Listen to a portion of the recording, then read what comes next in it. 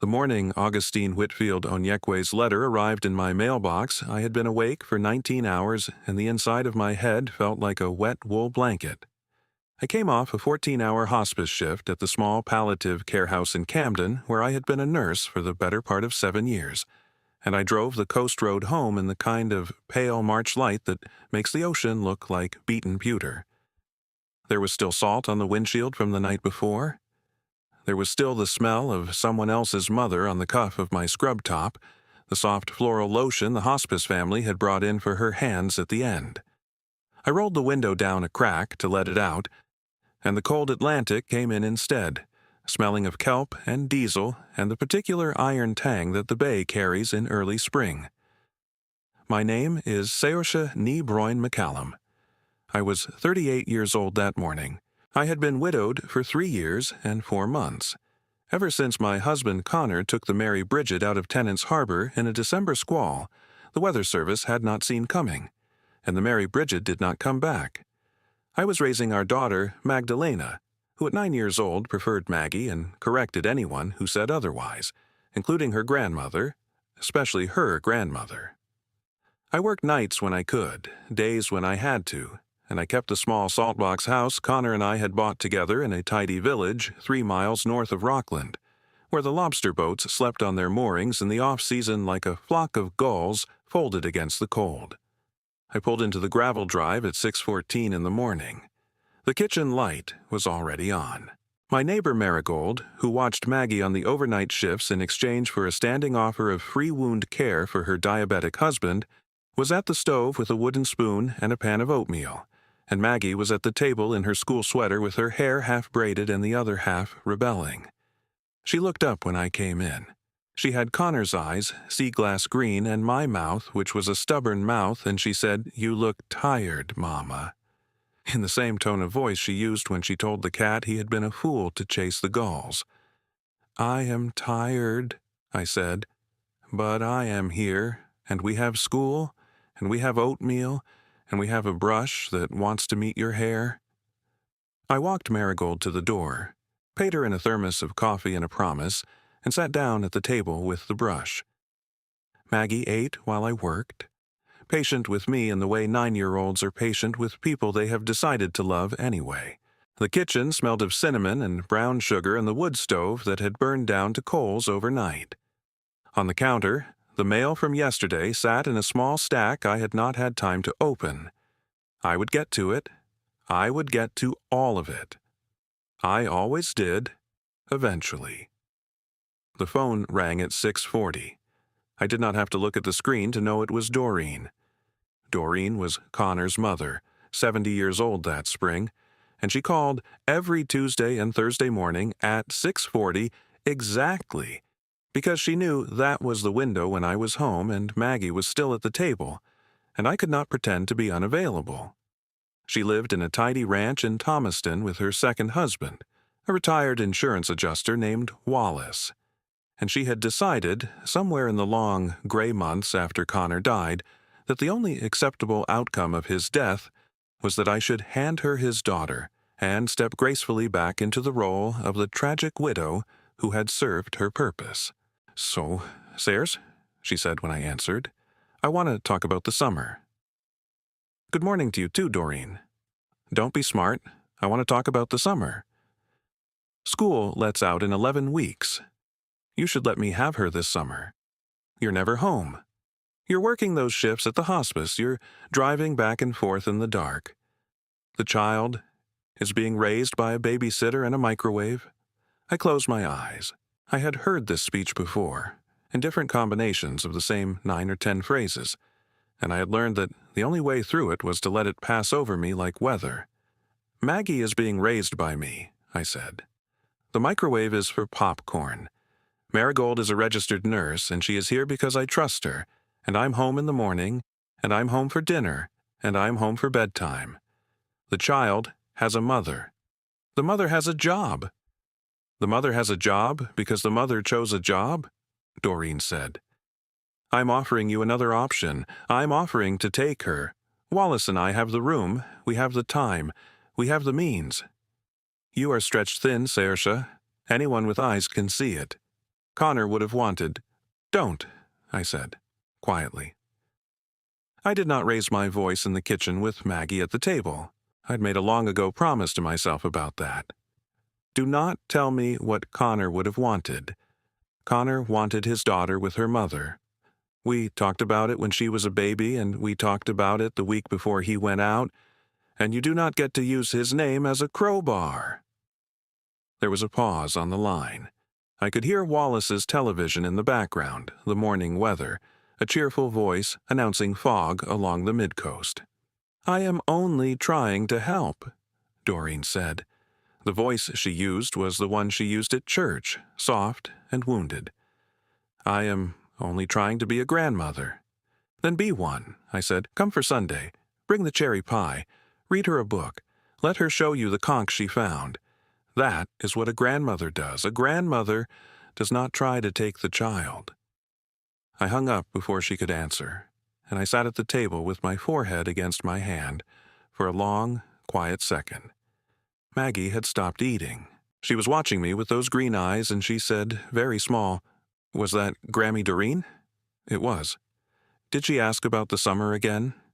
She did. Maggie nodded, the way an old person nods at bad weather they have seen before. I told her at Christmas I wanted to stay with you, she said. I told her in February. I told her on the phone last week. I know, baby. Maybe she'll hear me by July. I looked at her, my 9-year-old in her school sweater with her hair half done, and I thought about how children listen even when you wish they wouldn't, and how they remember the cold sentences longer than the warm ones. I finished her braid. I tied the end with a small green ribbon she had picked out herself. I drove her to the elementary school in the village and walked her to the door because the wind was sharp, and I waited at the curb until she was inside, the way I always did, the way I had since the year Connor did not come home. Then I drove back to the salt box, and I poured myself a second mug of coffee, and I picked up the mail. The letter from Augustine Whitfield Onyekwe was the third envelope down. It was thick, cream-colored, with a small embossed return address in Camden and my name written out in full in a careful hand. I almost did not open it. I almost set it aside for later the way I set aside everything that looked like it might be a bill or a piece of paperwork that wanted something from me. Something stopped me. Some small twitch at the back of my neck, the same twitch I felt at the hospice when a patient's breathing changed and I needed to step into the room before the alarm. I picked up the letter opener. I slit the envelope. Inside was a single page. The header read, Whitfield Onyekwe and Associates, Estate and Probate, Camden, Maine.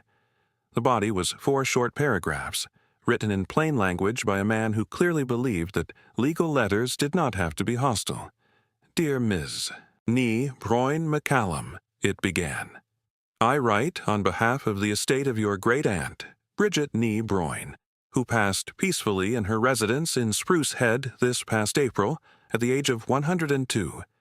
Ms. Nee Broyne named you as the sole legatee of one specific real property held outside the body of her general estate. The property is described in the county records as a decommissioned light station on a small islet known as Petticoat Ledge, approximately 2 nautical miles offshore from Tennant's Harbor, and is valued for transfer purposes at $10. There are no liens, no encumbrances, and no surviving co-claimants. I would be grateful if you would attend my office at your convenience for the formal reading and signature, at which time I will also share with you a sealed letter your great-aunt left in my care. I am, with respect, yours, Augustine Whitfield Onyekwe. I read the letter twice. I read it a third time. I sat at the kitchen table with the coffee cooling in my hand, and I tried to make the words rearrange themselves into something that made sense. Because a great-aunt I had met perhaps 4 times in my life, an old woman in a green wool cardigan who lived alone in a clapboard cottage on the rocks at Spruce Head and who used to send me a Christmas card every year with a single pressed sprig of heather inside, had left me a lighthouse. A lighthouse worth $10 on a rock 2 miles offshore in the middle of the Atlantic. I did not laugh, I did not cry, I sat very still, the way you do when a small bird has landed on the windowsill and you are afraid to startle it. I called the office at 9. A pleasant woman with a down east accent took my number. Mr. Whitfield Onyekwe called back within the hour. He had the kind of voice that made you sit up straighter without meaning to, careful and warm at the same time. And he said he could see me on Friday afternoon if that suited, and that I was welcome to bring my daughter if I wished, because he had grandchildren and he kept a tin of butter cookies in the bottom drawer for exactly this purpose. I said Friday afternoon would suit. I said I would come alone the first time. I said thank you. I did not call Doreen. I did not call anyone. I sat at the kitchen table with the letter in my hand for a long time, and outside the gulls argued over something in the road, and somewhere out beyond the harbor a buoy bell rang in the slow, indifferent way it had rung for 150 years.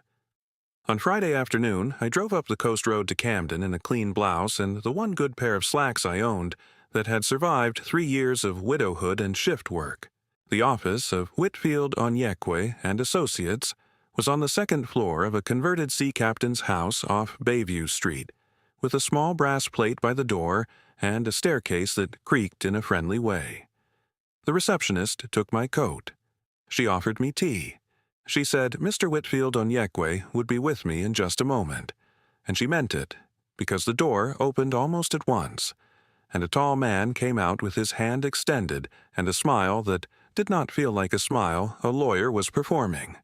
Augustine Whitfield Onyekwe was about 50, broad-shouldered with close-cropped hair that had gone silver at the temples. He wore a charcoal suit and a tie the color of cranberries and a gold wedding band worn smooth from years. His handshake was warm and dry. "Miss Nee Broyne McCallum," he said, "thank you for coming. Please, come in. We have a great deal to discuss, and very little of it is hard."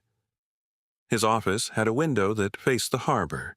There were bookshelves of legal volumes and a few framed photographs of his children at various ages, and a small, carved wooden bird on the desk that I later learned was a hornbill, a gift from his mother in Lagos. He sat me in a leather chair, poured me tea from a real porcelain pot, and did not begin with paperwork. He began with a question. "Did you know your great-aunt well?" he asked. I shook my head. "Not well. She came to my mother's funeral when I was 12. She came to my wedding. She sent me a card every Christmas. I thought she lived in a small cottage on the rocks at Spruce Head. I knew she was 102. I knew she had no children of her own. I am embarrassed to say I did not know much else." He nodded gently. "Bridget Nee Broyne," he said, "was one of the most quietly remarkable clients I have ever served. She came to me 16 years ago. She told me, in her own words, that she wanted to put one specific piece of property aside, separate from her main estate, and she wanted it to wait. She said she did not yet know who it was waiting for, but she would. And when she did, she would tell me. 2 years ago, she came back. She told me it was you.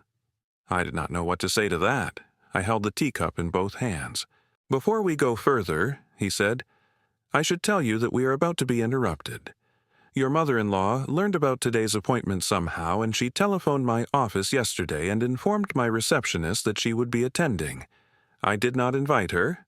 I cannot legally exclude her from a public hallway. I can, and I will, exclude her from any portion of this proceeding that pertains to the sealed letter. I tell you this so you are not surprised." I felt my jaw tighten. "How did she find out?" "I do not know. The county records office is public. The letter to you was private. My best guess, and I say this without insult to your family, is that someone in the county clerk's office recognized the McCallum surname and was indiscreet at coffee. Camden is small. Thomaston is smaller." There was a soft knock at the door at that exact moment, and the receptionist leaned in apologetically. "Mr. Whitfield Onyekwe?" she said. "Mrs. McCallum is here. She is very insistent." Augustine looked at me. "Your call, Miss Nee Broyne McCallum." I took a slow breath. "Let her in," I said. "I would rather she heard the words from your mouth than from her own imagination." Doreen swept into the room a moment later in a camel coat and a string of pearls and the particular tight smile she used at family functions. She did not look at me. She looked at Augustine, and she said in the warm, syrupy voice she used for men in suits, "Mr. Onyekwe, so good of you to make room for me. I am the late Connor McCallum's mother. Saoirse and I are very close, and as her family I felt it was only proper to be present for whatever this concerns." "Mrs. McCallum," Augustine said with a courtesy that did not quite reach his eyes. "It is Whitfield Onyekwe. Please, sit. Ms. Nee Broyne McCallum has graciously consented to your presence for the public portion of today's reading. The private portion, which concerns a sealed letter from the decedent to my client and only my client, will be held separately. I trust that is acceptable." "Of course," Doreen said, sitting. She arranged her coat. "Of course, whatever Saoirse wishes." Augustine opened a folder. He read the formal language, the description of the property, the parcel number, the tax value, the absence of liens, the simple transfer. He said the words "decommissioned 1873 Petticoat Ledge Lighthouse" and one $10 bill, and Doreen's mouth opened in a small round shape and then closed again. "A lighthouse," she said. "A decommissioned lighthouse," Augustine said. "On a rock. On a small offshore islet, yes. For $10. That is the recorded transfer value, Mrs. McCallum. It is a common figure for sentimental conveyances within a family." Doreen turned to me. The syrup was gone from her voice. "A $10 lighthouse, Saoirse? Are you serious? You can't even afford to keep the lights on at home, and your aunt has left you a pile of rocks 2 miles offshore. That woman was eccentric to the point of medical concern. Everybody in the family said so, and now she has left you a maintenance nightmare you cannot possibly afford, and you are sitting here as though you have been handed a fortune. You will have to pay to have it surveyed. You will have to pay for the boat. You will have to pay for the insurance. You will have to pay to have it torn down when the Coast Guard finally tells you it is a hazard. You should refuse it. You should refuse it on the spot. Tell him to give it to the Audubon Society." Augustine watched her with the patience of a man who had heard worse in his career and had been raised by a Yoruba grandmother who would not have approved. He said nothing. He let her finish. I waited until she had stopped speaking. I set down the teacup. I said, very quietly, "Thank you for your concern, Doreen. I have not yet decided what I will do with the property. I have not yet seen the property. Mr. Whitfield Onyekwe and I will continue our business. You are welcome to wait downstairs, or you are welcome to drive home. I will call you when there is something to discuss." She looked at me as though I had slapped her. She rose. She gathered her coat. At the door, she paused and said with a small wounded flicker, "I am only trying to protect you, Saoirse. You have always been so impulsive." "I have been many things, Doreen," I said. "Impulsive is not one of them. Drive carefully." The door closed behind her. Augustine waited a beat. Then he opened the lower drawer of his desk and took out a small package wrapped in oilcloth, tied with brown twine, and set it gently on the blotter between us. "This," he said, "is what your aunt asked me to give you in private. I have not opened it. I do not know its contents. She told me only that you would understand and that I should not be alarmed by anything you read inside." I looked at the package. I did not open it then. I asked him to hold it for me. I asked him if I could come back the following week with my daughter and travel out to the islet first and read the letter there in the place it concerned. He said, of course, he said he would arrange the small private ferry from Tennant's Harbor, and he said there was someone on the island I should meet, an old keeper named Quimby who had been quietly maintaining the property for 12 years on his own account, without payment, and who knew Bridget better than any living person. He said the boat would be there at 10 a.m. on the following Saturday. He said the weather was forecast to be clear. I drove home that evening with the dusk coming on over the harbor and the sky going the color of an old bruise above the spruce. I did not call Doreen. I did not call anyone. I made dinner for Maggie. I sat at the table with her while she did her spelling, and when she asked me what was wrong, because 9-year-olds always know, I told her the truth in the gentlest version I could find. I told her that her great-great-aunt Bridget had left us a lighthouse, and that on Saturday we were going to go and see it together. Maggie's eyes went very wide and very green. She said, "A real lighthouse." I said, "A real lighthouse." She said, "On the ocean?" I said, "On the ocean."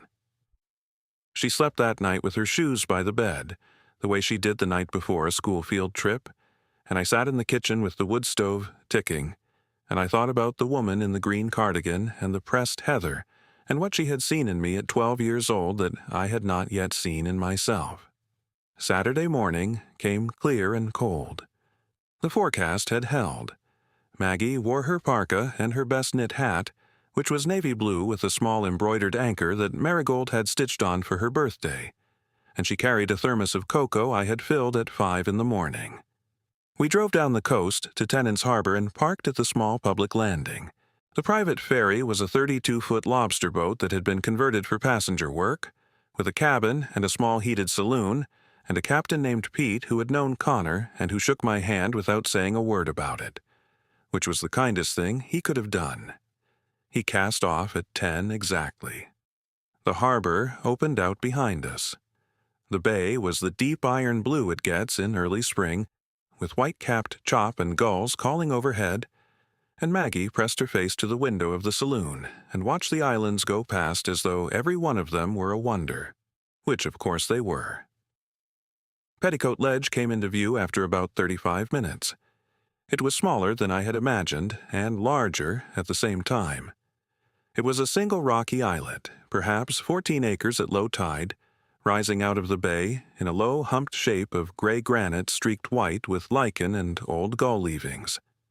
At the highest point stood the tower. It was a white granite cylinder, perhaps 80 feet tall, capped with a black iron lantern room and a copper dome that had gone the color of green tea. Below the tower, set into the lee of the rock, were 3 small buildings. One was the keeper's cottage, 2 stories of weathered gray shingle with white trim and a pitched slate roof. One was a small fog bell house, octagonal, with a bronze bell visible through its open arch. One was a low stone boathouse at the head of a stone slip that ran down into the water. A wooden dock extended out from the slip, freshly painted, and at the end of the dock stood a single figure in an oilskin coat with a thermos in one hand. Pete brought us alongside as gentle as a kiss. Maggie was on her feet before we touched the planks. The man on the dock caught the line, made it fast, and turned to help us off. He was tall and narrow, and weathered in the way only a man who has spent 80 years on the coast of Maine is weathered. His hair was white and thick and combed straight back. His eyes were the same iron blue as the bay. His hands were enormous and gentle. He helped Maggie down first with a small grave bow and then me, and he said, in the low, gravelly accent of a Maine fisherman, "Mrs. McCallum, Miss McCallum, my name is Barnabas Quimby. I knew your great-aunt Bridget for 51 years, and I have been waiting to meet the both of you for most of them. Welcome to Petticoat Ledge." He poured us each a small paper cup of coffee from the thermos. He told us he had served as the official keeper of the light from 1969 to 1989, when the Coast Guard automated the lamp and let him go with a small pension and a handshake. He told us he had stayed on the island anyway, in his own boat, coming out to do small repairs and check the cottage and patch the slate of the roof and drive off the gulls who would otherwise nest in the lantern room. He had done this for 12 years for free, since shortly after Bridget had asked him to, because Bridget had asked him to. He said, with a small, quiet pride, that he had not lost a single shingle in 12 winters, which was a kind of miracle on a rock 2 miles offshore. He led us up the path. The path was old. It was made of granite blocks set by hand 150 years ago, worn smooth in the middle by generations of keepers' boots. The cottage door was unlocked. He pushed it open, and we stepped inside, and the smell that came out was the smell of a closed and well-kept house. Wood smoke and beeswax and old cotton and the faint salt that gets into everything within a mile of the shore. The interior was simple and beautiful. There was a potbelly stove in the front room with a brass kettle on its top. There was a hand-crocheted Aran sweater hanging on a peg by the door, the cream-colored wool gone soft with age, the cable pattern in the chest still tight and perfect. There was a framed sea chart on the wall above the small writing desk, hand-tinted, dated 1894, showing the whole sweep of Penobscot Bay with every ledge and every shoal carefully named. There was a small cot in the back room with a wool blanket folded at its foot. There was a marble-topped washstand with a white china pitcher and basin. There was a roll-top desk in the front window, and on the shelves above the desk stood a row of leather-bound logbooks, the spines worn but legible, dated by year, beginning in 1873 and running unbroken through 1989. Maggie went very quiet. She walked the room slowly, the way a child walks in a museum where she has been told to be careful. She touched the sleeve of the sweater with one careful finger. She looked up at the chart on the wall and traced the line of the coast with her eyes. She said in a small voice, "Mama, this is somebody's home." "It was, Sweet Pea," I said, "for 116 years. Mr. Quimby cleared his throat softly. "Your aunt asked me to leave the cottage as it stood when the last keeper left in 1989. She said the next person who walked in here ought to feel the lives that had been here before. She set out the sweater herself. The chart was her grandfather's. She had it framed in 1962, she brought it out here in 93, and she said it belonged on this wall." I walked to the roll-top desk. I rolled it up. There were small drawers, neatly labeled in a careful hand, and in the center of the writing surface, weighted down by a smooth gray beach stone, lay a packet. It was wrapped in oilcloth. It was tied with brown twine. It was identical to the package Augustin had set on his desk a week before, except that this one had my name on it, written in green ink in a hand I now recognized as my great-aunt's. I sat down in the keeper's chair. Maggie came and stood at my elbow. Mr. Quimby stepped back to the doorway and busied himself with the kettle. I untied the twine. I unfolded the oilcloth. Inside was a single sheet of cream-colored paper, folded twice, and a smaller envelope sealed with a dab of red wax, stamped with the impression of a small ship. I read the letter aloud. I do not know why I read it aloud. Maybe because Maggie was at my elbow and she was old enough to hear what her great-great-aunt had to say. Maybe because I needed to hear it in my own voice, in the room it had been written for. "Saersha," my great-aunt had written. "If you are reading this, then I have gone where the tide goes and you have found your way to the rock. I'm sorry I did not know you better in life. I watched you from a distance for a long time, as old women do when they have learned that watching is sometimes the only way to be sure. I watched you marry Connor McCallum, who was, I believed and believe, the best of his line. The sea took him, which was no fault of yours and no fault of his. I watched you bury him. I watched you raise his daughter alone, and, well, I watched you take a job that would have broken a less faithful woman. And I watched you keep your house and your child and your good humor through 3 winters of grief, and I made my decision. The mother-in-law you got, Saoirse, is the worst of the McCallans, and may yet take Maggie if you let her. Do not let her. She has a small heart inside a large coat, and she has confused the two her whole life. She is not wicked. She is only frightened, and frightened people will reach for any child in a storm. Stand your ground. Magdalena is yours. This place, this rock, this tower, this cottage, the chests in the vault below the cottage, and the papers in those chests, and the charts that came down to me from my father's father and his before him are for the 2 of you. Mr. Quimby will show you the door at the back of the kitchen. Behind the door is a stair. Behind the stair is a vault. Behind the vault is the rest of what I have to give you. Do not be afraid of it. Do not be ashamed of it. Spend it on a life, Saoirse, the way I never did. Spend it on her schooling, on her dreams, on the bay if you love the bay, on the trust if you trust the trust. Spend a little on yourself. You have earned a small kindness. Buy the good butter, buy the wool coat. Sleep through the night. I have loved you from a distance for 38 years. I love you still, from wherever the tide has taken me. Tell the child her great-great-aunt thought she had a stubborn mouth, and that a stubborn mouth is the best kind. Yours always, Bridget. I sat very still when I had finished. The room was quiet. Maggie's small warm hand was on my shoulder. Mr. Quimby was at the doorway with his back to us, giving me the dignity of a moment. The chart on the wall held the bay in its hand-tinted lines, and the sweater on the peg held the shape of a person who had once worn it. And somewhere outside the gulls were calling, and the bell of the buoy was ringing in the channel. Mr. Quimby cleared his throat. "There's a door at the back of the kitchen, Mrs. McCallum," he said gently. "When you are ready." I dried my eyes. I folded the letter. I put it in the inside pocket of my coat against my heart. I stood up. I took Maggie's hand.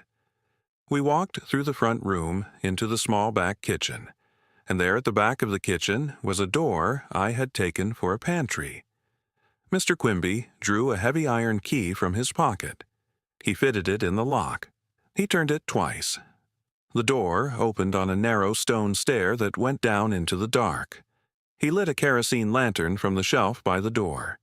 He went down first, slowly, careful of his old knees, and I followed with Maggie behind me. The stair descended perhaps 12 feet through dressed granite into the heart of the ledge. At the bottom was a small landing and a second door, this one of heavy banded iron set into the rock itself. Mr. Quimby fitted a second key. The door swung inward on hinges that had been kept oiled for over a century, and we stepped into the keeper's vault. It was a small fieldstone chamber, perhaps 10 feet by 12, with a low arched ceiling and a flagstone floor. The walls were dry. The air was cool and still. Cedar shelves lined 3 of the walls, the wood gone honey gold with age, fragrant with the resin that had kept the moths away for 150 years. On the shelves sat objects. Mr. Quimby raised the lantern. He stepped back. He said, "Take your time, Mrs. McCallum. There is no hurry.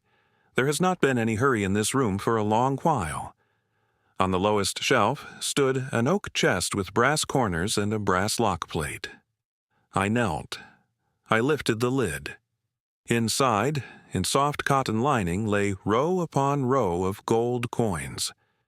They were small and bright and identical, and there were a great many of them. I picked one up. It was a Liberty Head double eagle, dated 1894, with the head of Liberty in profile and the eagle on the reverse, and the gold of it was the color of late afternoon sun. I picked up another. Indian Head, 1908.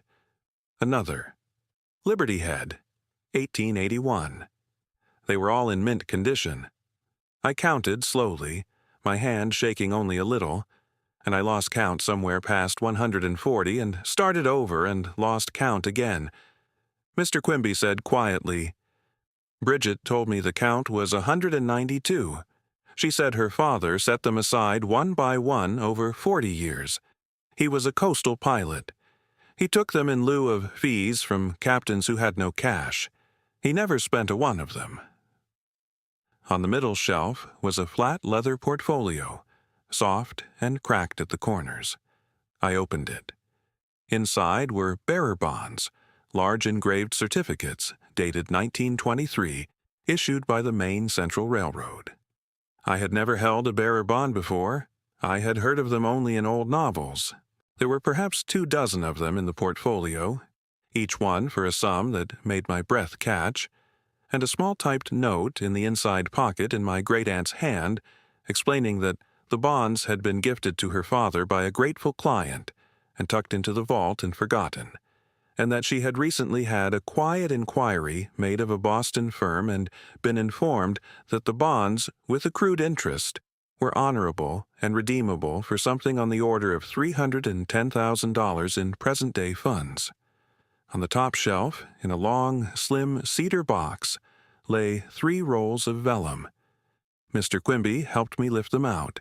He laid them on a small table he had brought into the vault for this purpose, and he unrolled the first one with the care of a man who had once helped a museum curator unroll a sale from 1840. The vellum was thick and supple. The ink was brown with age but legible. The chart showed the whole long curve of Penobscot Bay, every ledge and every cove and every sounding, drawn by hand in a graceful flowing script, in a language that was partly Dutch and partly English, and partly the private shorthand of a working cartographer. In the lower right corner was a signature, very small and very precise.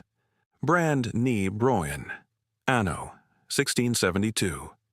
Your aunt's 7th great-grandfather, Mr. Quimby said. He came over from Holland in 1668 and he charted this bay, and he married a Penobscot woman, and he stayed. And the charts came down through the family, one to each generation, and they ended with Bridget, and now they end with you. There are 3 of them. They are the only set known to exist. Bridget told me a museum man from Bath came out twice and told her she ought to put them in a climate vault. She told him she would, when she was ready. I expect she is ready now. The 4th thing on the top shelf was a folded document in a tin cylinder. I drew it out. It was the original federal land patent, signed in a careful hand and embossed with the seal of the General Land Office, dated 1873, granting to one Eamon Ni Broyen in fee simple the entire 14-acre Petticoat Ledge and the 7 adjacent unnamed islets, in consideration of services rendered to the United States in the maintenance of coastal navigation. The patent had never been recorded in the county registry. The county records, Mr. Quimby explained, had at some point in the early 20th century mistakenly listed only the Central Rock as a single isolated parcel valued at almost nothing.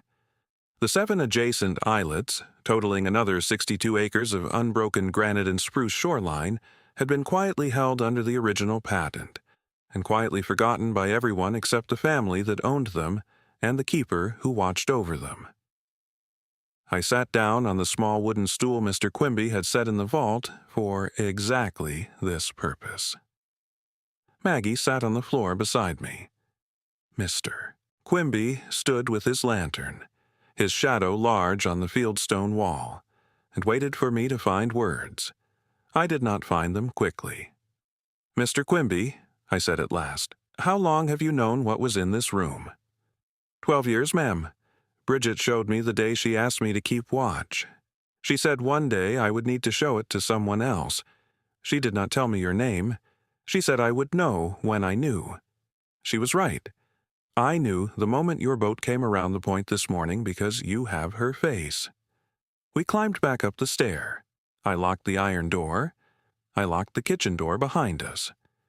We went out into the bright, cold afternoon, and I sat on the stone bench by the cottage wall in the lee of the wind, and I held my daughter against my side, and I watched the gulls turn slow circles above the lantern room, and I tried to fit the size of the thing I had just seen into the size of the life I had been living. Augustine came out the following Tuesday.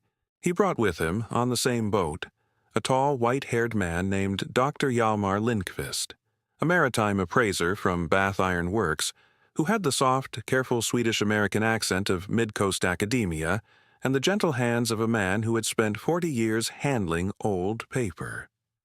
They worked all afternoon. Dr. Lindqvist set up a small folding table in the keeper's cottage and laid out the charts on cotton sheets and examined them under a loupe.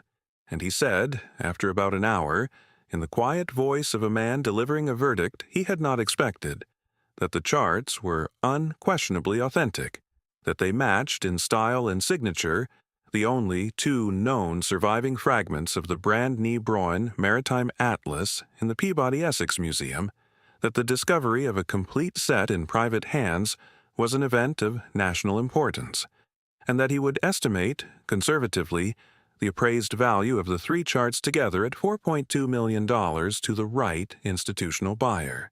He examined the bonds. He confirmed they were genuine. He said he could put me in touch with the Boston firm that handled redemptions of this sort, and that the figure of $310,000 was correct to within a few thousand, depending on the day of redemption. He examined the coins. He counted them.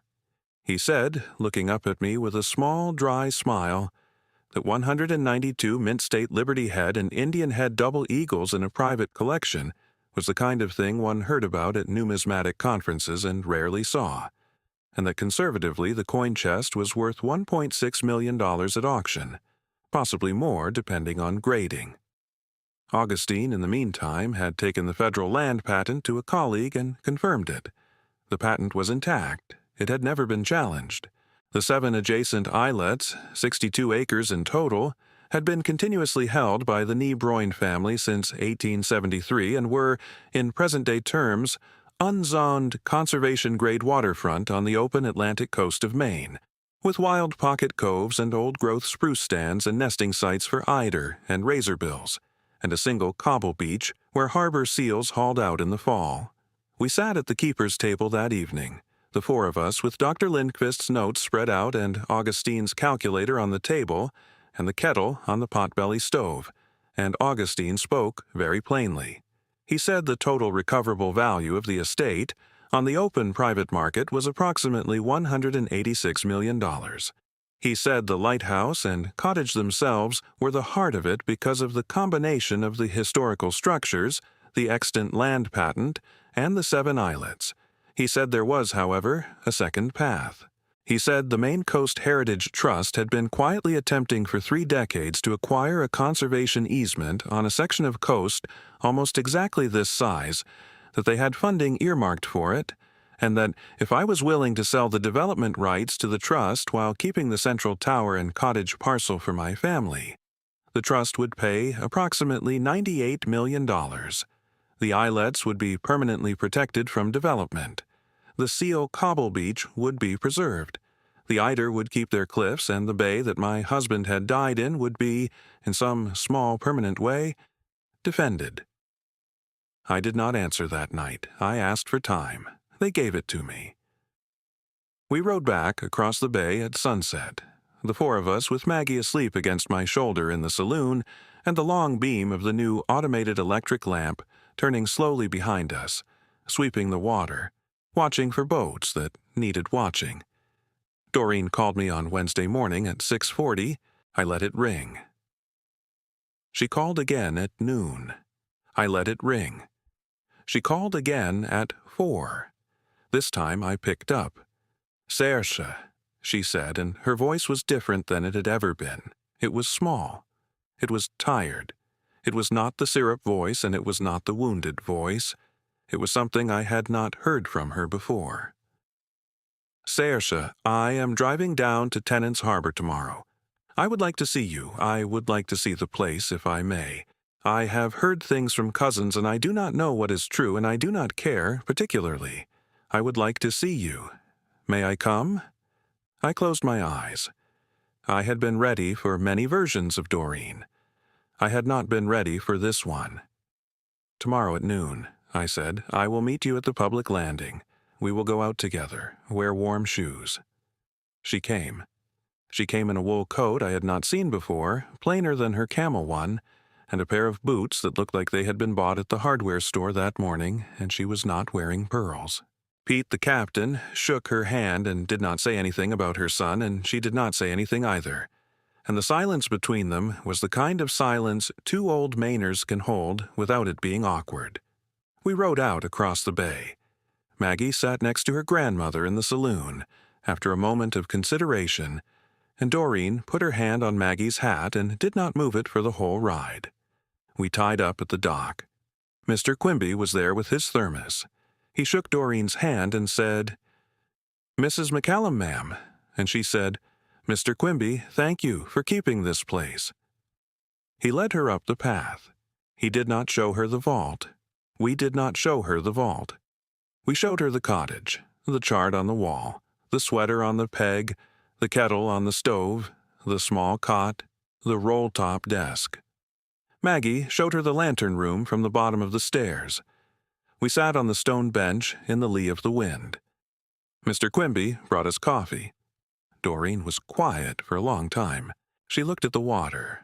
She looked at the tower. She looked at her granddaughter, who was crouched at the tide line picking up a small white shell with the seriousness of a curator. She said finally, without turning her head, "Serge, I want to say something, and I want to say it once. And I do not want you to interrupt me, because if you interrupt me, I will lose my nerve. Is that all right?" "Yes, Doreen." "I'm sorry," she said. "I'm sorry about Connor. I'm sorry I've been cold to you for 13 years. I'm sorry I called you Tuesdays and Thursdays. I'm sorry about every cold word and every cold silence and every Christmas I made small.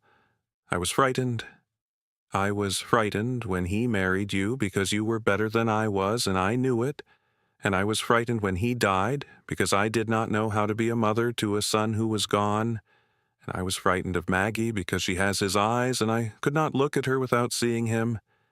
None of that is your fault. None of it has ever been your fault. I have wanted to take her because if I had her, I thought I would have him, and that is a stupid old woman's thinking, and I'm ashamed of it. I do not expect you to forgive me. I only wanted to say it once where the water could hear it, because I think it ought to be said where the water could hear it, since the water is what took him.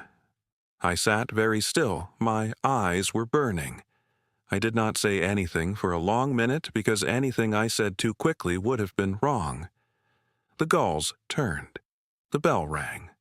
Mr. Quimby was on the dock with his back to us, mending a line, giving us privacy. "Doreen," I said, "I forgive you. I will not pretend the years did not happen. I will not pretend Maggie does not know. But I forgive you, and I am asking you to stay for dinner. We brought a chowder up from town. Maggie will want to show you the cottage properly. She found a logbook from 1899, and she has been reading you whole pages from it in her head all morning. Stay, eat, be a grandmother." She nodded. She did not trust her voice. She put her hand on my knee, briefly, with the bones of an old hand, and she left it there a moment, and then she took it away. We went inside. We ate chowder at the keeper's table. Maggie read out loud from the logbook the entries from the spring of 1899, where the keeper had recorded the passage of 17 schooners and 1 whale and a fog that had lasted 9 days. Doreen laughed at the whale. I had not heard her laugh in 3 years. I signed the conservation easement with the Maine Coast Heritage Trust on the 2nd Tuesday of May. Augustine handled the paperwork. Dr. Lindqvist handled the charts, which went on permanent loan to the Peabody Essex Museum in Salem with a small bronze plaque that read, "From the collection of Bridget Nee Broyne, in trust for the people of Penobscot Bay." The coins went to a careful auction in Boston and brought in the end $1.7 million. The bonds redeemed at $312,000. The trust paid me $98 million for the development rights to the 7 islets. I kept the Central Rock, I kept the tower, I kept the cottage, I kept the fog bell house, I kept the boathouse. I kept the long beam of the lamp that turned across the bay. I gave my notice at the hospice the following week. I did not leave them in the lurch. I worked another 60 days while they hired and trained my replacement, and I helped train her myself because the families of dying people deserve continuity, and I did not want my last act in that house to be an absence. On my last shift, the staff brought a small cake, and the patient I had been assigned that night, an old woman of 91 with stage 4 pancreatic, held my hand and said in a voice like rustling paper, "You take care of that little girl now, dear." And I said I would. And she died 2 hours later, peacefully, with her daughter in the chair beside her, and I drove home through the dawn for the last time. I funded Maggie's education in a trust she could not access until she was 25 and could not unduly inflate before then, the way Augustine recommended. I funded a community grant in my great-aunt's name, administered through a small foundation in Spruce Head, that would pay for boat repairs and warm coats and oil deliveries for Penobscot Bay families having a thin winter. I bought the good butter. I bought a wool coat. I slept through the night. Mr. Barnabas Quimby moved into the keeper's cottage as the official year-round caretaker, paid by the trust, with a small salary and a generous heating allowance and a contract he could not be removed from for as long as he wished to stay. He stayed. He is there still. He has a young apprentice from the village now, a 16-year-old girl named Ailsa with her mother's permission, who is learning to mend a line and read a chart and watch the sea the way a keeper watches the sea. Doreen comes to dinner on Sundays. She brings a cherry pie. She reads to Maggie from books that were Connor's when he was a boy, and Maggie listens with the patience of a child who has decided to give a grandmother another chance. They have a routine now. They have a small, fragile thing they are building together. I watch them from the kitchen and I do not interrupt. I take Maggie out to the rock once a month, weather permitting. We sleep in the cottage. We climb the spiral stair to the lantern room. We watch the long beam of the lamp turn across the bay, and we listen to the soft hum of the new automated electric mechanism that has replaced the old rotating Fresnel, and we count the seconds between flashes, and we wave at the lobster boats in the channel. Mr. Quimby tells Maggie the names of every ledge and every cove and every shoal in the Penobscot Bay, and Maggie writes them down in a small leather notebook I bought her, and one day, I think, she will make her own chart. I think often about Bridget Nee Broyne, who at 102 saw further from her clapboard cottage in Spruce Head than my mother-in-law at 70 saw from her ranch in Thomaston, who watched a woman she had met 4 times in her life from a long, quiet distance, and decided that woman could be trusted with the work of generations. I think about how she did not give the gift to her own brother's daughters, who would have spent it on cars and resentments. I think about how she did not give it to a museum directly, which would have been the safe and easy thing, because she believed, for reasons of her own, that some inheritances need to pass through the hands of a person who would not waste them in order to do their work in the world. I think about how a great-aunt who lived alone with her cardigan and her pressed heather knew more about my marriage and my widowhood and my mother-in-law than I had ever thought to tell her, because old women watch, and what they see they keep, and what they keep they pass on when the time is right. If you are watching this and you are tired, if you have been raising your child through grief, if you have a Doreen in your life or have been a Doreen in someone else's, if you have an old woman in a green cardigan in your family that you have not called in a long time, call her. Send a card. Press a sprig of something green between 2 pages and put it in an envelope. You do not know what she sees. You do not know what she has been holding, quietly for the right hands. Some inheritances are money. Most are not. All of them are easier to receive when the giver knew you saw them while they were here. The lamp turns. The bell rings. The gulls argue with the wind. Maggie is asleep upstairs in the keeper's cot under the wool blanket. Mr. Quimby is in the boathouse at his workbench mending a small dory that washed up on the cobble beach last week. And Doreen is in Thomaston in her ranch with Wallace and the late news, and somewhere out beyond the channel a buoy bell rings in the slow, indifferent way it has rung for 150 years. I'm at the keeper's table with a mug of tea and the logbook open to a fresh page, and I'm writing the date and the weather and the height of the tide, the way the keepers have done since 1873, the way I will do until I cannot, the way Maggie will do after me if she chooses to, and the way someone else's daughter 100 years from now may do if a stubborn old woman in a green cardigan watches her from a distance and decides she can be trusted. Bridget, wherever the tide has taken you, I hope you can see this from there. I hope you can see the lamp turning. I hope you can see the child asleep upstairs. I hope you can hear me saying, into the small lit kitchen of the cottage you kept for us, thank you. Thank you for watching. Thank you for waiting. Thank you for the rock, and the tower and the cottage, and the chests and the charts, and the patent, and the 7 islets, and the seal cobble beach, and the eider on the cliffs. Thank you for the work you did in your long, quiet life that made it possible for me to do the work in mine. Thank you for seeing me at 12 at my mother's funeral, and seeing me at 25 at my wedding and seeing me at 35 in my widow's black, and deciding, in your own time, that I would do. I will do. I will keep doing. I will spend it on a life, the way you said. I will spend it on her schooling, and her dreams, and the bay, and the trust, and the good butter, and the wool coat, and the long sleep through the night. I will keep the sweater on the peg. I will keep the chart on the wall. I will keep the kettle on the stove. I will keep the lamp turning. I will keep the door of the vault locked, and the key on the ring at my belt, and the work of the keepers, who came before me by the names of Ammon and Brand, and a long line of women whose names did not always make it into the records, going forward into the lives of the women who will come after. The lamp turns. The bay holds. The child sleeps. I am here.